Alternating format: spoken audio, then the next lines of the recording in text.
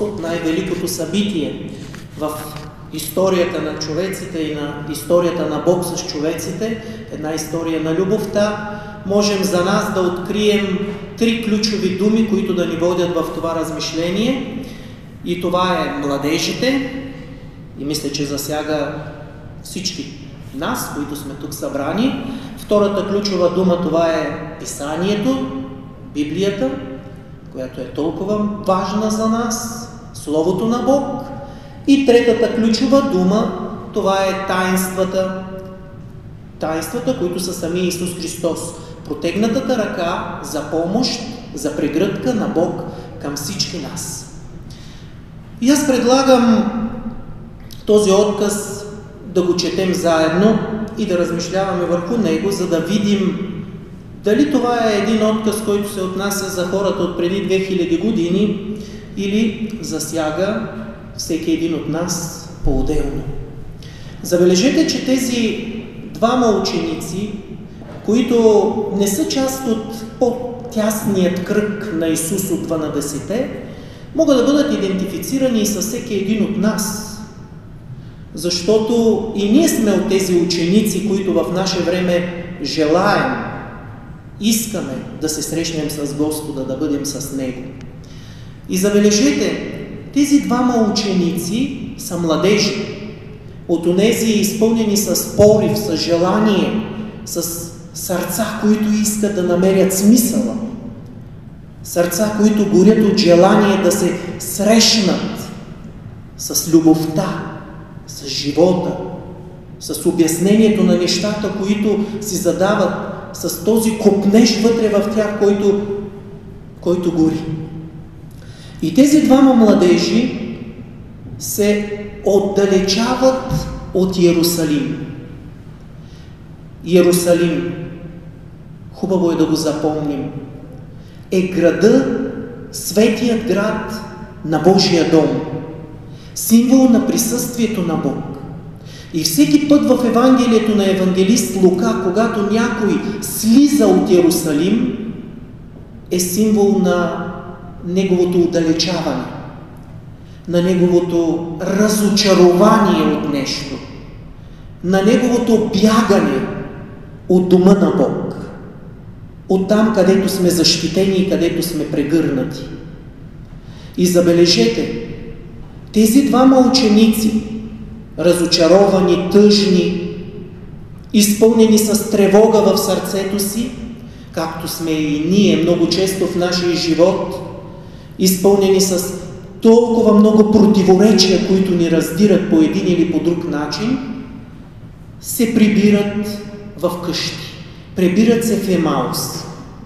Тук учените ни говорят по много начини за Емаус. Ще се спра само на това, че въпреки разкопките не е открито такова населено място, които са правени от археолозите, и то може да бъде символ също и на нашето прибиране в нас самите, на нашето бягство от реалността, която е срещу нас, от действителността, която не искаме да прегърнем, да приемем, защото не е тази, която сме си представили. Дали тези ученици са свързани по някакъв начин с нас, с нашия конкретен живот? Дали и ние, скъпи млади хора,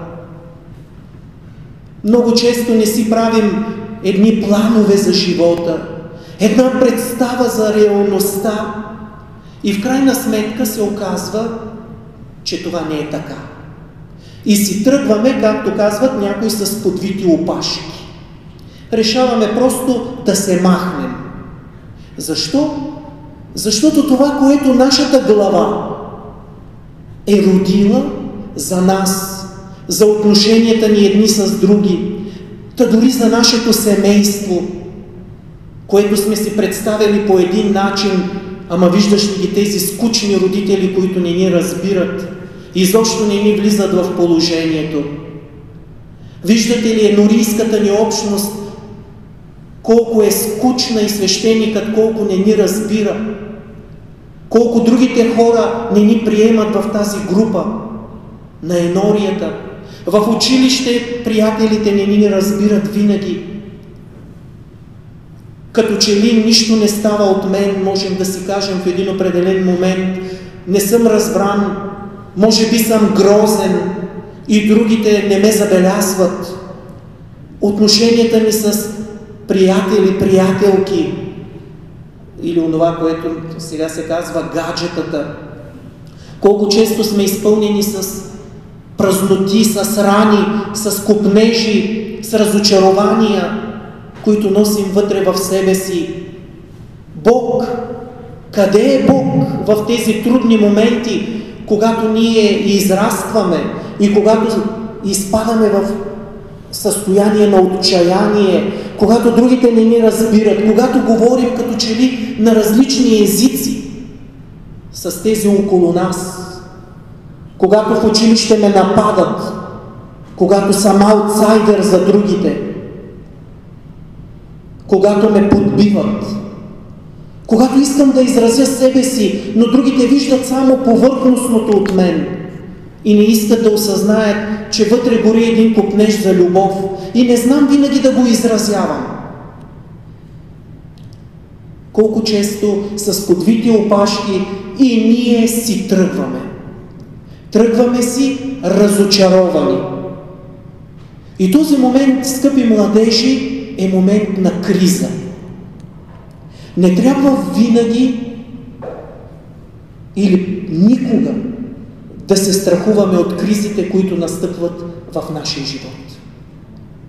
Кризата в нашия живот ни помага да растем. Ще го видим и прозрем в края на този разказ и това ще бъде, и това ще се реализира само чрез очите на вярата. Забележете, че именно в кризата на тези ученици, които си отиват разочаровани, тъжни и тревожни, Исус влиза между тях. Колко често си мислим, че Господ е с нас и ни обича само в прекрасните моменти на живота ни. Когато всичко изглежда цветя, свещи и роси. Нали? Тогава благодаря ти, Боже. Но в моментите на тъмнина в нашия живот, ние си казваме, сами сме. Напълно сме сами и Той не може да присъства тук. Той ни е забравил. Изоставил ни е. Докато всичко е наред, ние вярващите хора много го обичаме и вярваме в Неговата любов към нас. Защото това не е едностранен процес. Но в моментите на мрака, в моментите на разочарованието си казваме или че Той не съществува, защото така казват много днешни, които се определят атеисти, или че Той не е добър. И ние сме сами по този наш път. Слизаме от Иерусалим, т.е. падението на нас, човеците в този момент. Но в момента на кризата не трябва да ни отчаива. Въпросът е, че очите ни все още са премрежени, защото не са изпълнени с истинския дар на вярата, който идва от Исус и който ще разберем, че идва благодарение на Светото Писание и на таинствата, ще се случи всичко това красиво в нашия живот. Ще усетим, така да го наречем, Бог. Но трябва да си дадем възможност и шанс това да стане бавно-бавно. Като знаем, че Исус именно в тези трудни моменти е с нас. Исус става съпътник на тези двама ученици. И именно когато са разочаровани, именно когато са в криза. Не забравяйте, че Бог е преди всичко с вас във вашата криза. В нашите кризи. В нашите моменти, в които светът като че ли се е сгромолил и няма никаква светлина от никъде. Това е много важно, защото всички ще изпаднем рано или късно в такава криза. Всяка една възраст, преминаване от детството към юношеството, от юношеството към младежките вече години са сериозните неща на реализацията, е една криза, е едно изживяване. И много от нас можем да се изгубим точно в този момент от живота си. Можем да се изгубим и да не позволим да бъдем намерени. Затова има толкова много дрогирани, толкова много болни, толкова много отчаяни, които като че ли не живеят живота, но го живуркат. Е така, ден да мине, друг да дойде. И забележете нещо, което е много важно. Още сме в първите редове. Тези двама млади човеци, като нас, като всички вас, са заедно. Много е важно да имаме приятели, истински приятели по пътя, дори когато изживяваме кризисен момент. Защото когато ние сме объркани и нещастни, по принцип сме самотни. Виждате ли? Те вървят по пътя и разговарят, плачат, че това, което са очаквали, не се е реализирало, че в крайна сметка техните мечти няма да бъдат сбъднати. Това, в което са хвърлили сърцето си и ума си и цялата си личност, се е сгромолясало. Те споделят едни с други. Двамата. И това е много важно.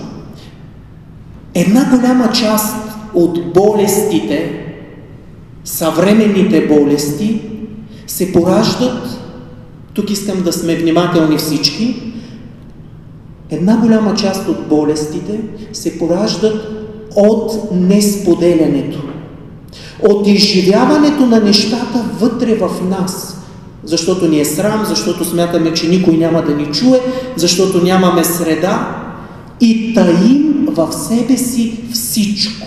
Затваряме се вътре в себе си. Не. Намирането на истинските приятели, това е много важно. Подчертавам го, с които можем да споделим нещата, които изживяваме. Не защото този приятел, който е до нас, ще бъде способен да разреши моя проблем, но защото когато изговорим нещата и им дадем име, вече камъкът, който тежи, е паднал от сърцето ни. Премахнате. И започваме с Божия помощ бавно да разрешаваме тези проблеми. Обърканост на тинейджърските години, от всякакъв вид, дори сексуален. В този период вие осъзнавате толкова много неща за себе си, за своето тяло, за душата си, за взаимоотношенията с другите.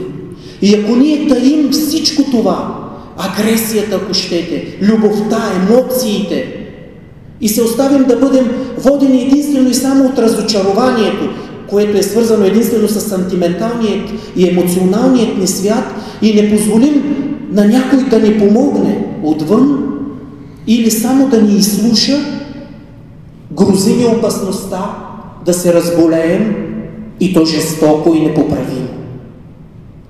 И вижте,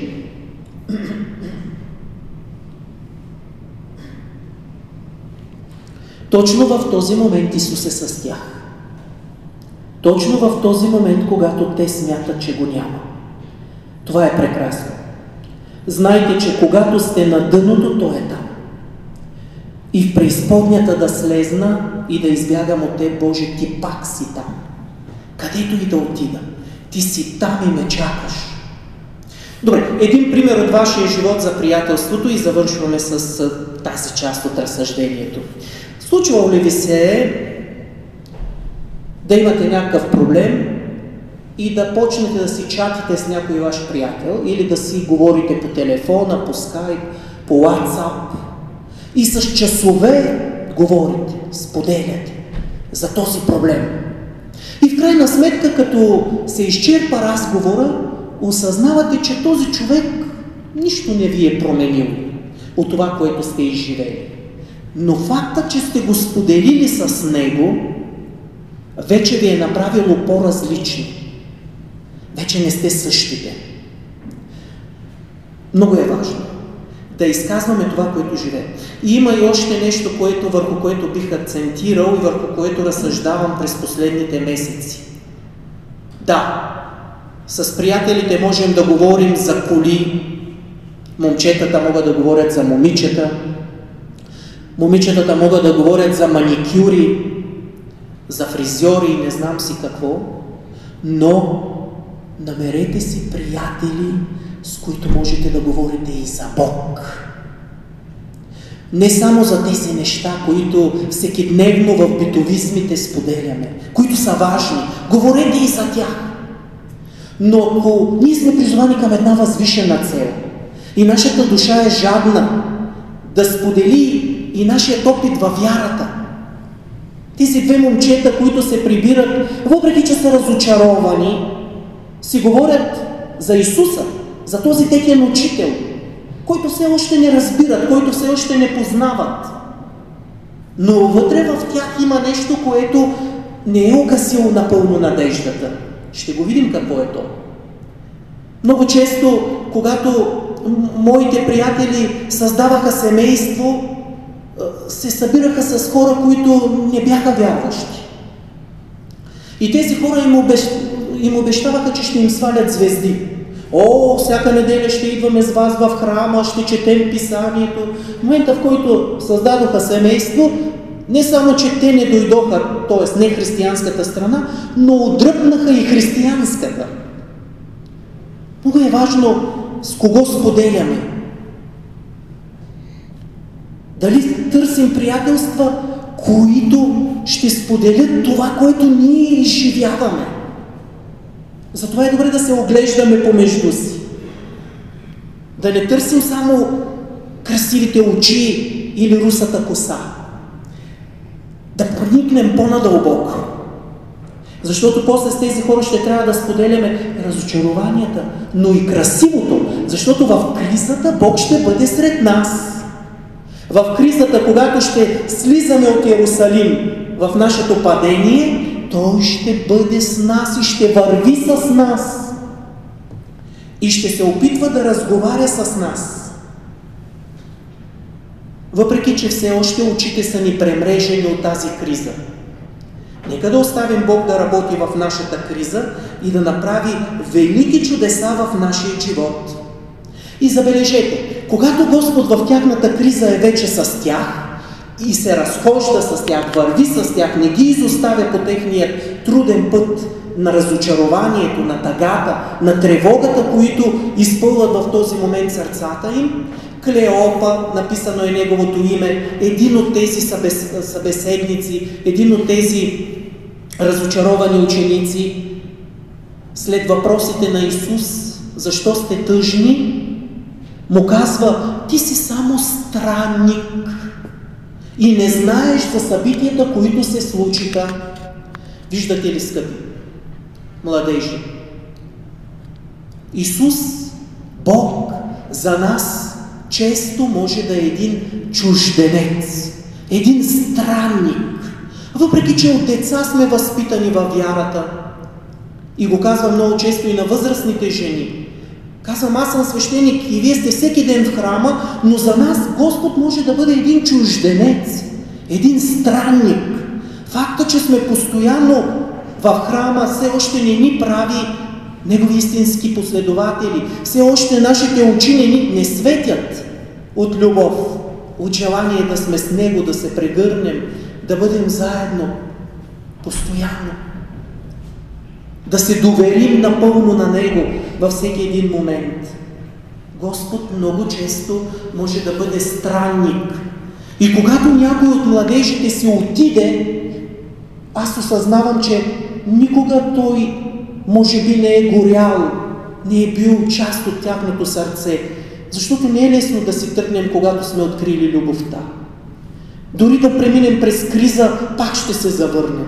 Но ако окончателно, след като си намерим гадже, не се върнем в храма, означава, че Господ е бил за наш чужденец, странник. Запълвали сме си свободното време с Него. Да внимаваме върху това. Бог не иска да е чужденец в нашия живот. Иска да е най-близък, най-приближен, най-любим, който да ни води по пътя на нашия живот. И забележете, този Клеопа започва да разказва на Исус за Исус. Да го учи кой действително е Исус. И му разказва много добре. Той беше пророк, беше силен. Вярно ли е това? Казва ли му някаква лъжа? Всички вярвахме, че Той ще ни избави от робството. Ето представата, която ние си изграждаме за Бог. Ние градим света според нашите представи. Исус трябва да е силен, трябва да е император, който да ни освободи от робството, а Той какво направи? Оказа се слабак, разочаровани. Представяме се едно нещо в главата, оказва се реалността напълно друга. Някои от жените отишли на гроба след като го убихме, но намерили празен гроба. После ученици отидоха, някои от нашите, и те констатираха всичкото. И вече е трети ден, откакто стана това. Клеопа разказва на Исус най-важните събития, спасителните събития от живота на Исус. Знае всичко за Него. И въпреки всичко, очите му са премрежени. Няма го още дъра на вярата. Забелязали ли сте, скъпи младежи, че в училище, в университета придобиваме много информация?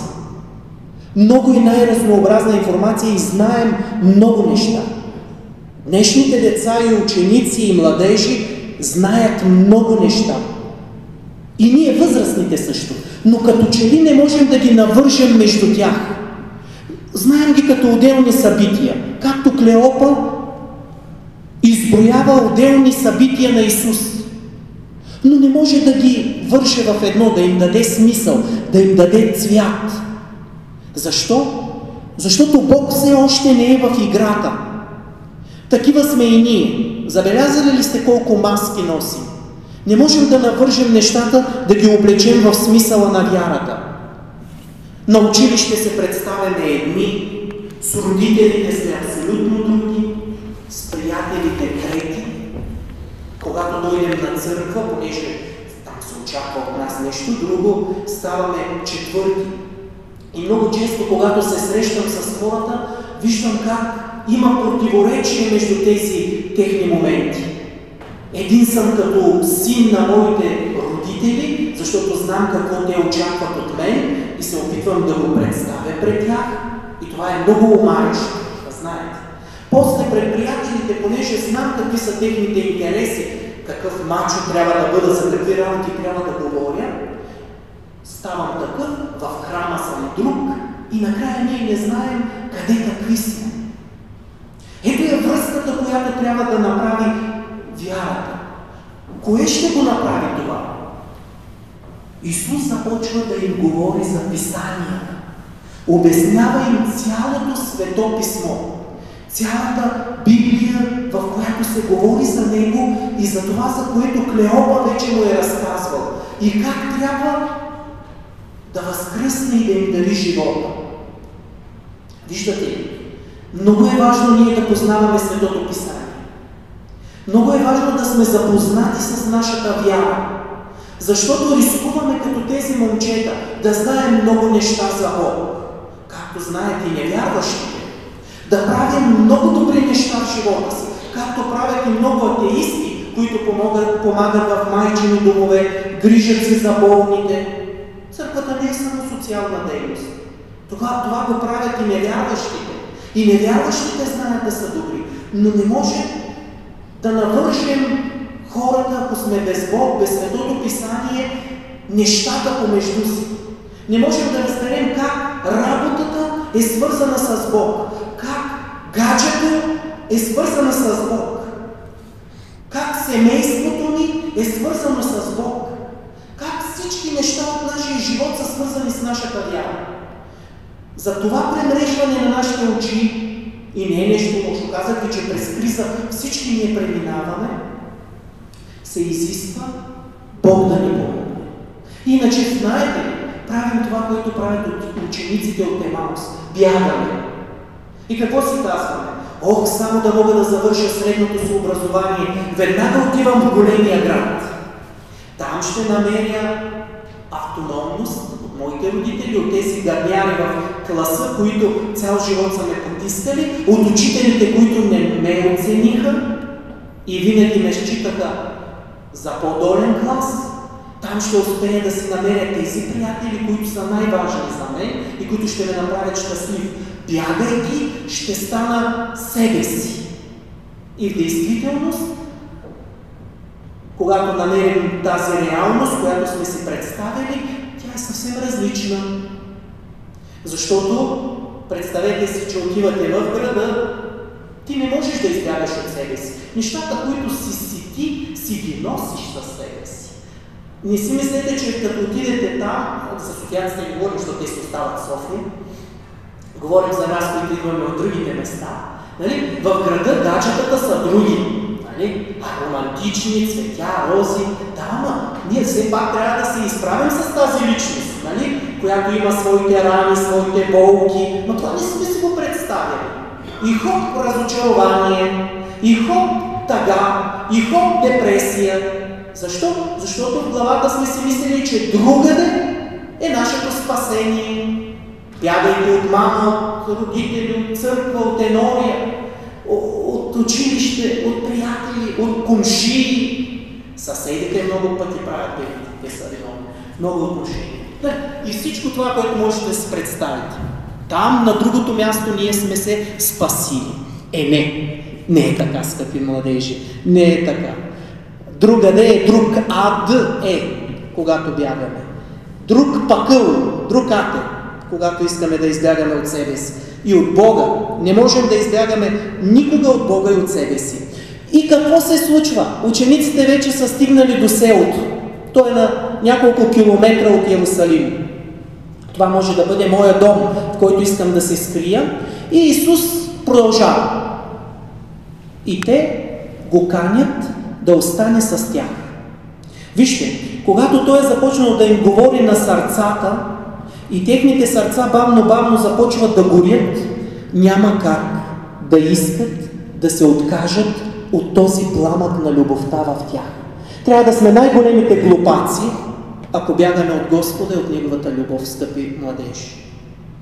Исус обаче, забелязвате ли, че иска да продължи напред, което означава, че Господ никога не ни задушава, никога не ни притиска на сила, никога не ни вкарва в кошара, а ние го каним да остане с нас. Какво се оказва? Че когато сме все още студени, другите ни карат да ходим на сила на литургия и на църква. Но в момента, в който Господ ни е докоснал и сме позволили да започне да топти и да гори нашето сърце от любов, ние сме тези, които го каним на нашата мисъл, на нашата литургия. Остани тук с нас, защото става тъмно сърцата ни, защото деня преваля, слънцето пада. И ние имаме нужда от тази светлина и от този пламък, който започна вече да гори в сърцата ни. Ние каним Господ на литургията. В този момент тя вече не ни е скучна, защото Той ни е обяснил писанията, връзките. И ние ще започнем да живеем един друг живот, по един друг начин. Мисата, литургията е дело на Бог, но и дело на нас, които имаме нужда от Бог, да се срещнем с Него. Това е много красиво. Прекрасно е. Трябва наистина да се замислим върху този аспект и да видим как спонтанно ще ни харесва да ходим неделен ден на литургия и да сме заедно с братята и сестрите и да обичаме заедно Бог.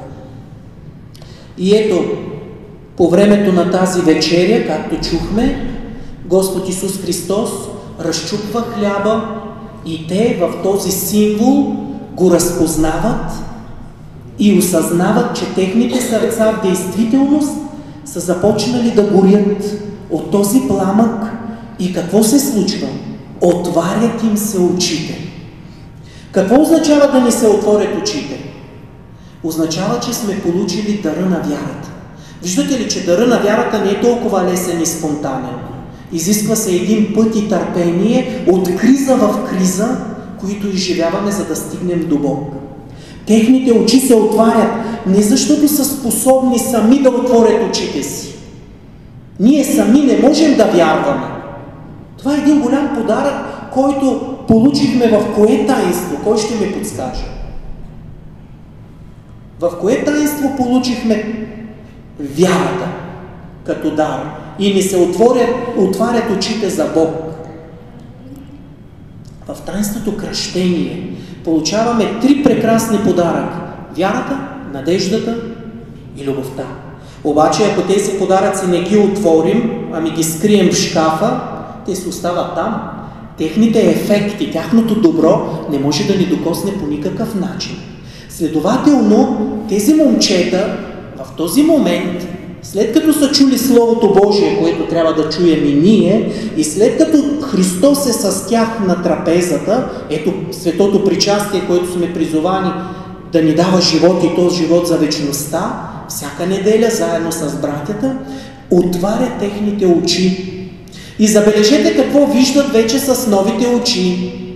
Гаджето по-красиво, енорийският свещеник по-приветлив, проповедта му по-красива и по-малко скучна, хора, който пее вече прекрасно, другите са ученици, които са чудесни и винаги ми помагат за домашните, родителите ми, които изведнъж са станали съвършени и ми дават джобни двойно. Не, с очите на вярата тези ученици и ние вече виждаме същите неща, но по един друг начин. Ето защо тези, които нямат все още погледа на вярата, са разочаровани, като тези двама ученици, които си тръгват с подвити опашки. Защото не могат все още да погледнат реалността през призмата на вярата. Когато ние прогледаме за вярата, получим този дар, всичките неща, които са си същите, ще ги видим вече през призмата на Бог, на Неговото Слово, в което Той ни говори, че обича всеки един от нас и се бори за всеки един от нас. И дори да се проваляме, Той е тук, за да ни прости и да ни подаде ръка. И че иска да ни храни със Своето Слово и със таинствата. И да даде шанс дори на най-закоравелият престъпник.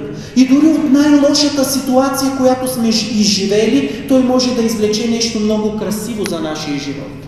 И виждате ли, вече тези момчета виждат с други очи. Техните очи са очите пропити с вярата. Следователно, дори разочароващите моменти в живота не са отчаиващи, защото Бог е там. Той е там и чака да претвори всяка наша реалност в нещо красиво. И какво правят? Не, преди да го направят това нещо, Евангелието ни подчертава нещо много важно. Той става невидим за тях. Виждате ли? Господ не ни оставя да го обсебваме и да го контролираме. Става невидим за тях. Когато сме получили вярата, вече нямаме нужда Господ да ни дава постоянно знаци, видими знаци. Защото няма да ни остави да пораснем. Представете си всеки ден да ви дават мляко. Хубаво е млякото, ама идва момента, когато започват да ни дават каша, след кашата супичка надробена, нали? После вече няма да е надробена, защото ще можем твърдата храна да я поемаме. Ето, Господ става невидим, защото ние сме си отворили очите за вярата. Дал ни е храна, мляко, отначало с различни знаци и сега ние вече трябва да се вземем в ръце и да станем на свой ред свидетели на другите хора около нас. Ето защо ви казах, че се радвам, че всеки един от вас е тук. Защото знам, че тези 30-40 тук могат да запалят един огромен огън навън, който да зарази цял Пловдив и не само. Окей? Вярвате ли в това? Вярвате ли, че във вас гори вече този пламък, който няма как да остане само за вас? Този пламък трябва да го раздадем и разпалим. И вече сме на финала почти. И какво правят тези ученици от Имаус? Завръщат се къде? Хайде. Къде се завръщат? Остават в Емаус с подвитите опашки, като кученца, които са гонени и плашени. Къде се завръщат? Иво, завръщат се там, откъдето са избягали. Няма бягане от нас самите. Няма бягане от Бог. Завръщат се в Иерусалим. И къде отиват? При някакви странни хора, при някакви непознати, да изпълнят своята мисия, че са се срещнали с Исуса, че са го видели вече с очите на вярата, връщат се при останалите ученици. Вижте, не винаги мисията ни е да вървим някъде надалеко и да разпространяваме това, което сме изживели на някакви странни и далечни хора. То започва с нашия живот, с хората, които са около нас. нашите приятели, нашето семейство. На колко от нас семейството ни не знае нищо за Бог? На колко от нас? На много от нас. Завръщат се при учениците. Започваме оттам, където е нашата среда, за да им кажат, че Господ наистина е възкръснал и че изпълва с смисъл живота ти.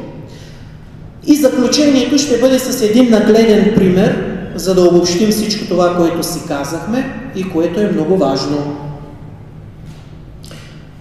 Отиваме на кино да гледаме някакъв много хубав филм. Обаче, по време на целият филм, само трагични събития. Разочароващи събития. Всички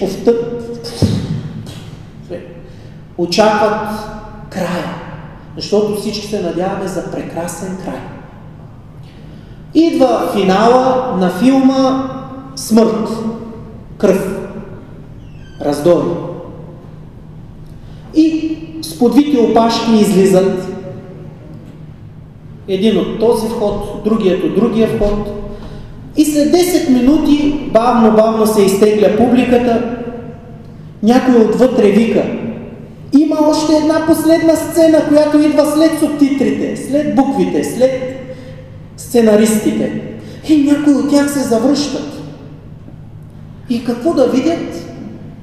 Положителен край. Прошка, прегръдка. Никой не го е очаквал това нещо.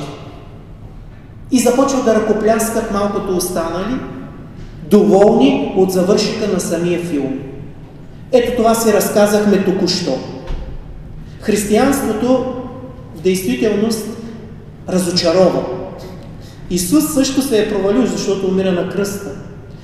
Но последната дума не е на тази последна сцена на смъртта, на кръста.